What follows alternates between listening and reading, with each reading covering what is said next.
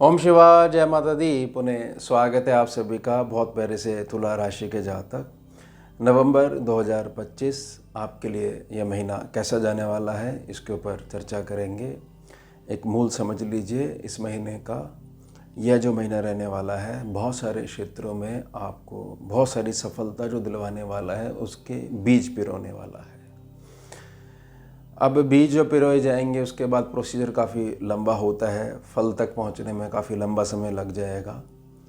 नहीं, ऐसा नहीं है लंबा समय नहीं लगेगा। प्रत्येक सेक्शन की जब मैं गणना के लिए प्रार्थना करूंगा उस पर जो ज़्यादा ध्यान अगर आप दोगे तो आपको समझ में आएगा, ना केवल बीज पड़ेंगे, उत्तम खाद, पानी, धूप जो चाहिए होगी और जो प्रेम चाहिए होगा वह बीज को दिया जाएगा। और बड़ा सुंदर सुंदर जो है अंकुर फूटने के पश्चात पौधे आ जाएंगे, बड़े सुंदर सुंदर जो है उस पर पुष्प आ जाएंगे, खूब सुगंध होने वाली है। तो ऐसा नहीं है कि बहुत ज़्यादा जो है हमारे को चीज़ जो समझाई जा रही है, अभी बहुत दूर का जो है सुख जो छुप के बैठा हुआ है और चर्चा जो हम अभी कर रहे हैं, नहीं ऐसा नहीं है।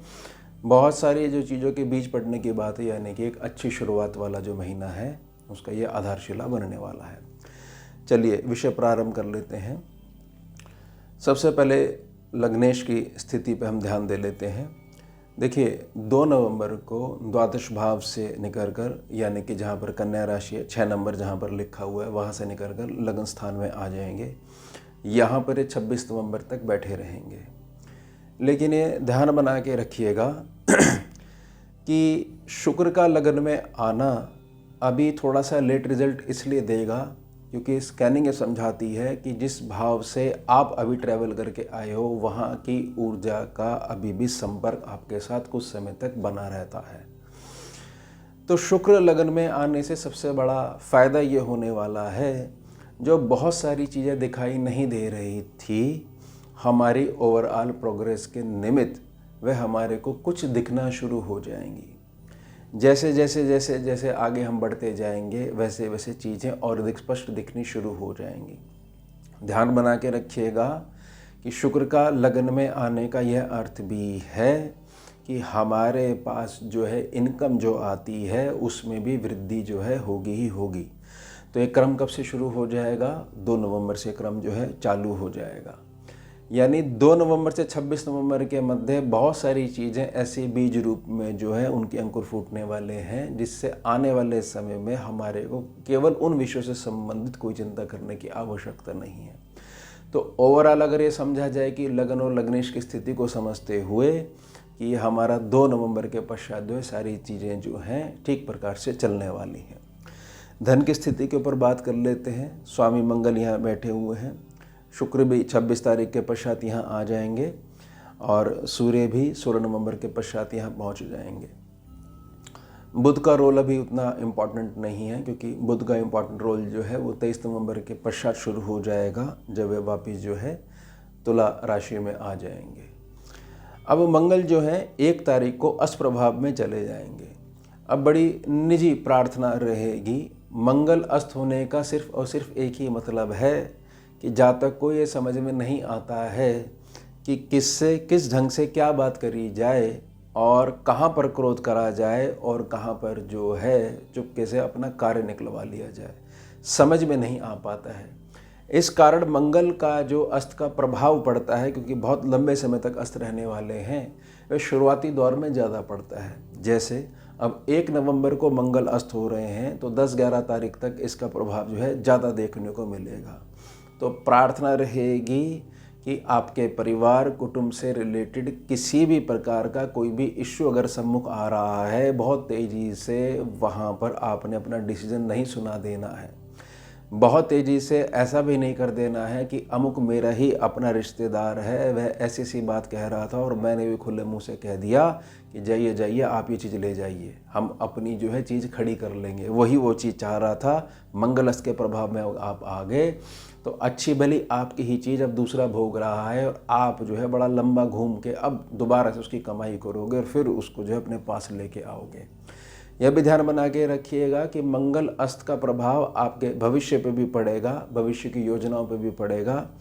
तो जो चीज़ जैसे चल रही है उसको वैसे चलने दीजिए, ज़बरदस्ती का उसको मत मोड़िएगा। 10-11 तारीख तक आते आते ये थोड़ा सा शांत होना शुरू हो जाएंगे और कुल मिला के धन की स्थिति जो है वह भी और अधिक बेटर होनी शुरू हो जाएगी। हालांकि 2 तारीख से ये स्पष्ट बोल दिया गया है कि पिछले समय से जो दिक्कतें चली आ रही थी उसमें धीरे धीरे कमी आनी शुरू हो जाएगी। पराक्रम भाव की बात कर लेते हैं। बृहस्पति कर्म क्षेत्र में बैठे हुए हैं, उच्च प्रभावी हैं, कर्क राशि में यहीं बैठे रहेंगे, लेकिन नवंबर महीने में 11 तारीख रहेगी जब वे वक्री चाल को धारण कर लेंगे। वक्री चाल को धारण करने से सिर्फ एक ही स्पष्ट अर्थ निकल के आता है कि जो तुला राशि का, तुला लगन का जातक अपने आप को बहुत अलग मानते हुए अपने आप को एक जगह बंद करके बैठा हुआ है, उसको यह विवशता लेकर आनी मतलब लाकर दे देंगे, विवश कर देंगे बृहस्पति बाबा अपनी वक्री दृष्टि से कि तुम्हारा भाग्य अमुक स्थान पे छुप के बैठा है, स्वयं के पैरों से चल के वहाँ जाओ और भाग्य निधि जो छुपी हुई है उसको लेके आओ। तो 11 नवंबर के पश्चात जो सामान्य स्थिति के लिए प्रार्थना करी गई है कि सामान्य स्थिति बनी रहेगी, वह थोड़ी सी और बढ़नी शुरू हो जाएगी, क्योंकि भाग्य के साथ बहुत अच्छे से मिलने वाला है। केवल स्कैनिंग विद्या का ही ये सूत्र है कि जब वक्री चाल में ग्रह आ गए तो पीछे वाले भाव में बैठे हुए ग्रह अमुक राशि के सभी गुणों को बहुत अधिक निखारने का प्रयास कर देता है, और जहाँ पर मूल दृष्टि पड़ रही है वहाँ पर थोड़ा सा ढीलापन आना शुरू हो जाता है, क्योंकि ये ऊर्जा मात्र की गणना है। ये ऐसा इसको अनुभव करा गया है अपने साधना काल में। अब सुख स्थान की बात कर लेते हैं, शुभ पंचम त्रिकोण भाव की बात कर लेते हैं जहाँ पर राहु बाबा बैठे हुए हैं। देखिए, शनि की स्थिति जो है मीन राशि में अभी वक्री बनी हुई है। 28 नवंबर को यहाँ से ये मुक्त हो जाएंगे। तो यह चीज़ समझ लीजिएगा कि सुखों पे एक प्रकार से जो छाया मंडराती नज़र आ रही है कि क्या होगा, कैसे होगा, हमें ही पता है, बस जो है रोटी किस प्रकार से चल रही है, या कुछ भी ऐसा बड़ा भयंकर कारण जो आपके निजी जीवन में हो सकता है। लेकिन ये ध्यान बना के रखिएगा कि राहु के ऊपर भी शनि की वक्री दृष्टि का दबाव बना हुआ है। राहु चाह कर भी आपके लिए अचानक से जो कुछ करना चाहिए वह नहीं कर पा रहा है। शनि के ऊपर प्रेशर पड़ा हुआ है अतिचारी बृहस्पति का, और शनि ने वक्री दृष्टि से प्रेशर डाला हुआ राहु के ऊपर, राहु ने अपनी वक्री दृष्टि से प्रेशर डाला हुआ आपके सुख स्थान पे जहाँ पर मकर राशि लिखी हुई है।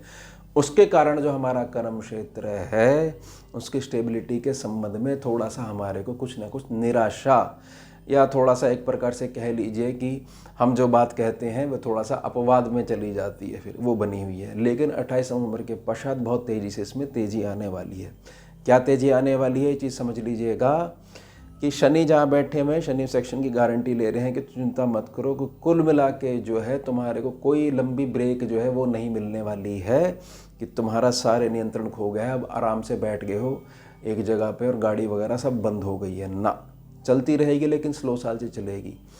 अब यहाँ पर राहु का जैसी जो दबाव जो शनि का पड़ राहु के ऊपर वो हटेगा, तो ये चीज़ समझ लीजिए कि वक्र दृष्टि से जो ग्रह है इस सेक्शन को निखारना शुरू कर देगा, बहुत तेज़ी से भौतिक सुखों में वृद्धि करेगा। तो सामान्यतः भौतिक सुखों में वृद्धि का जब विषय होता है तो वह धन आधारित ही होता है।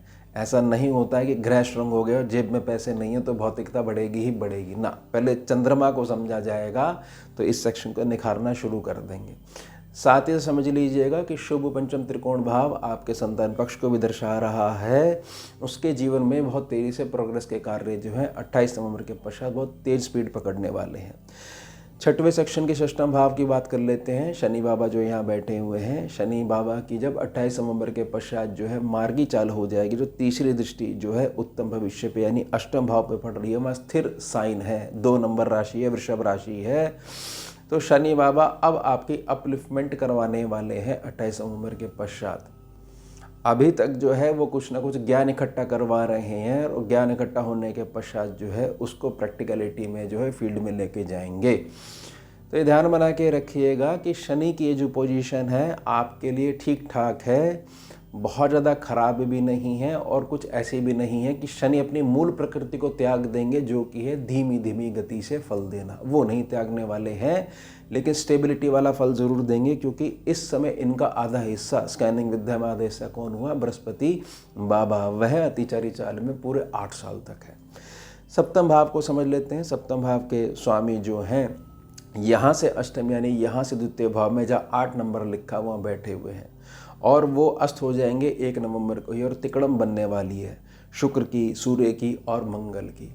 पुनः प्रार्थना रहेगी कि हमारे को अपने मुख से या अपने व्यवहार में ऐसा कोई भी प्रकरण नहीं शामिल करना है जिससे कि हमारी जो दैनिक आमदनी है, हमारे जो संबंध है, में खराब होने लग जाए।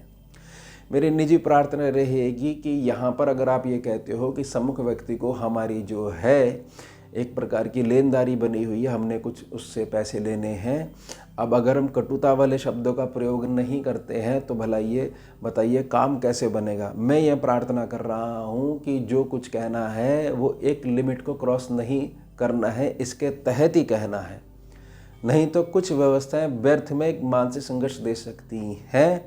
10-11 तारीख तक पुनः प्रार्थना कर रहा हूँ, मंगल धीरे धीरे सेटल होना शुरू हो जाएंगे, क्योंकि ये समझ लीजिए कि गोचरे परिवर्तन में 4 से 5 दिन पीछे जोड़ लीजिए, 4 से 5 दिन आगे जोड़ लीजिए, बड़ा तेज प्रभाव ग्रह का होता है। चाहे वो अच्छे के लिए गोचरी व्यवस्था समझाई जा रही हो, चाहे विषम के लिए समझाई जा रही हो कि सावधान रहिएगा। उसके पश्चात अष्टम भाव को समझ लेते हैं। शुक्र की स्थिति जो है कन्या राशि से 2 नवंबर को ये मुक्त हो जाएंगे, तुला राशि में आ जाएंगे। उसके बाद 26 नवंबर के पश्चात जो द्वितीय भाव में पहुंच जाएंगे। ये चीज़ समझ लीजिए कि 2 नवंबर के पश्चात जो है आप जहाँ पर भी कार्य करते हैं वहाँ कार्य करने के साथ साथ आपको एक स्टेबिलिटी की चिंता जो बनी रहती है कि कल को ऐसा ना हो कि मेरा अच्छी भली नौकरी है, अच्छा भला मेरा रोजगार है, ये थोड़ा सा खतरे में नहीं पड़ जाए। तो ये चीज़ समझ लीजिएगा कि जैसे जैसे 2 नवंबर के पश्चात आगे दिन बढ़ते हुए 26 तक जाएंगे और 26 के बाद फिर आगे दिन बढ़ने शुरू हो जाएंगे, वैसे वैसे आपकी मानसिक चिंताएं इस बात को लेकर जो है कम होनी शुरू हो जाएंगी, और धन में वृद्धि तो होनी ही होनी है। उसके लिए तो मैंने शुरुआत में ही 2 नवंबर के पश्चात जो है आपको बोल दिया है कि अब स्थिति धीरे धीरे समय बढ़ने के साथ बदलनी शुरू हो जाएगी। भाग्य स्थान पे ये चीज़ समझ लीजिए कि बुध बाबा की जब हम बात कर रहे हैं, बुध जो है 23 तारीख के पश्चात जो है पीछे आ जाएंगे। पीछे का मतलब है कि द्वितीय भाव में बैठे हुए हैं, यानी कि वृश्चिक राशि में बैठे हुए पीछे आ जाएंगे। पीछे आने का कारण क्या रहेगा 23 तारीख को, क्योंकि 10 से लेकर 29 तारीख के मध्य वक्री चाल में रहने वाले हैं, तो 10 को उल्टे मुँह करके बैठ जाएंगे। उसके पश्चात जब 23 को आगे बढ़ेंगे तो पीछे मुँह है तो पीछे आ जाएंगे, लगन भाव में आ जाएंगे। और 11 से लेकर 27 तारीख के मध्य अस्त प्रभाव में रहने वाले हैं। तो आने वाले समय में आपके लगन भाव की एक जिम्मेदारी बुध भी उठाएंगे, जिसकी कि शुक्र बाबा के साथ मित्रता जो है वो बहुत अच्छी निभ जाती है। तो भाग्य के संबंध में ये चीज़ समझ लीजिए, भाग्य के संबंध में आपको वही शुरुआत में जो बात करी गई थी कि बुध फिर वो ड्यूटी संभाल लेंगे, और बुध और शुक्र की युति जो है 23, 24, 25, 26 तक ये बनी रहेगी। इसमें बहुत सारी चीज़ें पॉजिटिव होने लग जाएंगी। और भाग्य के साथ में ये समझ लीजिए कि वक्री दृष्टि जो बृहस्पति बाबा की दशम कर्म क्षेत्र पर बैठकर जो पड़ रही है, ये तो 4 चांद इसमें लगवा देगी। तो ना भाग्य की तरफ से कोई निराशा होने वाली है, न किसी प्रकार की कोई मौके छूटने वाले हैं कि ये अवसर आया था, बताइए हम पीछे रह गए, हमारी ये चीज़ की ये कागज़ कंप्लीट नहीं था, अमुक व्यक्ति के साइन नहीं थे, या इतनी फीस थी, हमारे पास उतने पैसे नहीं थे, वो सारे बंदोबस्त हो जाएंगे। इसलिए मैंने प्रार्थना करी कि बीज पड़ने का महीना है ये। कर्म क्षेत्र पे बृहस्पति बाबा बैठे हुए हैं। मेरी निजी प्रार्थना रहेगी, कर्म क्षेत्र पे जब बृहस्पति बैठे हुए हैं, स्कैनिंग विद्या चीज़ बड़े सरलता से समझा देती है कि यह ध्यान बना के रखिएगा कि जितना भी मजदूर वर्ग है, अगर उसके साथ इन दिनों में अगर डील करनी पड़ती है और वह अप्रसन्नता लेकर आपके घर से, आपकी दुकान से, आपके व्यापार स्थल से जाता है, तो यहाँ के बृहस्पति जो हैं थोड़ा सा मुँह सा बिगाड़ लेते हैं, या थोड़ा सा रुष्ट सा हो जाते हैं, ऐसा दिखाने लग जाते हैं। ध्यान बना के रखिएगा। ये स्कैनिंग विद्या के सूत्र पे बता रहा हूँ, वो ज्योतिष गणना मत मिलाने लग जाइएगा कि मजदूर से कैसे जोड़ दिया आपने। ये ऊर्जा पद्धति पे चीज़ काम करती है। सम्मुख जो चीज़ दिख रही है वही मैं प्रार्थना कर रहा हूँ, इसलिए बहुत ज़्यादा अंदर तक समझाना पड़ता है। साथ ही साथ बृहस्पति बाबा की जो दृष्टि धन भाव पे पड़ रही है, यह अब इशारा यह कर रही है कि हर जगह जो धन के लिए अपने ही परिवार में एडजस्टमेंट करने लग जाता हो। पंचम दृष्टि जो पड़ रही है द्वितीय भाव पे, जहाँ वृश्चिक राशि है, तो चीज़ समझ लीजिए, यह आदतें अगर आप नहीं छोड़ोगे तो ऐसे ही व्यर्थ में दुखी रहोगे या मानसिक संघर्ष झेलोगे। स्पष्ट कहना सीखो, आपकी जो चीज़ें स्पष्ट मांगना सीखो। किसी ने कुछ कह दिया, आपके पास कोई जवाब नहीं है या हम कह नहीं सकते हैं, ये आपका अपना एक निजी विषय है। ग्रह बैठ के आपको समझा रहा है, मैं भी प्रार्थना कर रहा हूँ, थोड़ा सचेत होके चलिए। उसके पश्चात सर्वलाभ सेक्शन पे केतु बाबा बैठे हुए हैं।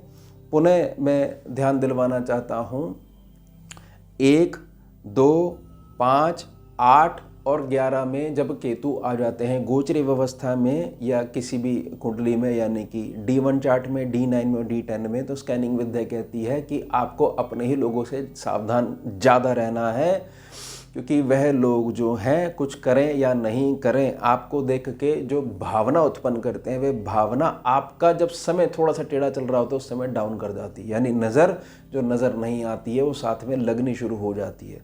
तो यहाँ पर जो है ये ध्यान बना के रखिएगा कि आपकी कोई टारगेट ऐसा आपने बना रखा है जो अभी उसकी केवल नींव पड़ी है और आपने चर्चाएं बहुत ज़्यादा शुरू कर दी हैं, सोशल मीडिया पे स्टेटस डालना शुरू कर दिया है। यह सब क्रियाएं करने से व्यर्थ में आपके कार्य में थोड़ा सा विलंब हो सकता है। अब सूर्य की स्थिति 16 नवंबर के पश्चात नीच राशि प्रभाव से जो है मुक्त हो जाएंगे और पहुंच जाएंगे द्वितीय भाव में। तो वो द्वितीय भाव में पहुंचकर जो आप करवाना चाह रहे हो कि थोड़ा नेम फेम भी हो, वो स्वतः करवाने लग जाएंगे। तो 16 नवंबर तक थोड़ा सा अपने कार्यों को छुपा के चलना है। उसके पश्चात हर प्रकार का लाभ जो है कुछ ना कुछ हमारे को लाभ देना शुरू कर देगा। अब अंतिम जो सेक्शन है बुध बाबा के अंडर में है। शुक्र यहाँ से मुक्त हो जाएंगे, 2 नवंबर को आगे पहुँच जाएंगे। देखिए बुध लगन में आ जाएंगे, 23 नवंबर के बाद आ जाएंगे। उसके पश्चात 29 तारीख 27 तारीख को जो है अस्त प्रभाव से मुक्त हो जाएंगे। 29 को जो वक्री चाल है इससे मुक्त हो जाएंगे अभी, लेकिन ये यहीं बैठे रहेंगे, तुला राशि साइन में बैठे रहेंगे। तो खर्चे के स्थान का स्वामी जो है लगन भाव में बैठा हुआ है, लेकिन तुला राशि में बैठा हुआ है, उसके मित्र का घर है। तो बड़े ध्यान से समझ लीजिएगा, आपका विषय है, आपकी निजी जीवन है, इसमें आपके पास जो समस्या आई है उससे कुछ न कुछ आपका ही प्रारब्ध जुड़ा हुआ है। ये बुध कह रहे हैं कि इसका हल खोजने के प्रयास करिए। यह मत करिए कि ज़िंदगी अब रुक गई है, कुछ नहीं होने वाला है, सब बेकार की बातें करते हैं, सब लोग जो है आके जो है अपना टाइम पास करके चले जाते हैं, कोई मार्ग नहीं मिल रहा है। इतनी देर ये सोचने में अगर ये लगा रहे हो, कुछ क्षण इस बात में सोचने में लगाए होते हैं कि ऐसा कोई भी कार्य नहीं है जो सिद्ध नहीं हो सकता, बस उसके सूत्र ढूंढने की आवश्यकता मात्र है। ध्यान बना के रखिएगा, नहीं तो आप व्यर्थ में अपना कंप्लेंट सेक्शन 23 नवंबर के पश्चात शुरू कर दोगे और हाई हाई वाली स्थिति ज़्यादा हो जाएगी। जबकि करना ये चाहिए, प्रार्थना मैं ये कर रहा हूँ कि सारे सॉल्यूशन आपके भीतर छुपे हुए हैं। थोड़ा सा ये भावना रखिए कि ये कार्य करना है, यह मत लगा दीजिए कि ये कार्य नहीं हो सकता है क्योंकि अभी तक कुछ नहीं हुआ है। तो उस रजिस्टर में यह भी देख लीजिए कि आपके प्रयास किस लेवल के रहे हैं और कितनी बार जो है आप प्रयासरत रहे हो। केवल 5 मिनट प्रयास करने के पश्चात फल नहीं मिला तो सब बेकार है, कुछ नहीं होने वाला, जिंदगी व्यर्थ है, राशि व्यर्थ है, लगन व्यर्थ है, कुंडली व्यर्थ है, इन कहने से वो समस्या जो है सॉल्व नहीं होने वाली है। तो 23 नवंबर के पश्चात जो है थोड़ा सा मानसिक कार्य जो है थोड़ा सा आपका बढ़ सकता है। बस हमारे अंदर जो विश्वास की ज्योति जो जला दी है हमने, वह धीमी नहीं पड़नी चाहिए। उसका जो तेल है जो उसका ध्यान बना के रखना ही है। घी अगर आपने डाला हुआ है अपने पसीने का तो वो ध्यान बना के रखना है। तो यह हो गया हमारा उत्तम विषय। मिलते हैं आपसे अगले भाग में नए विषय के साथ। जुड़िए और जोड़िए। ओम शिवा, जय माता दी।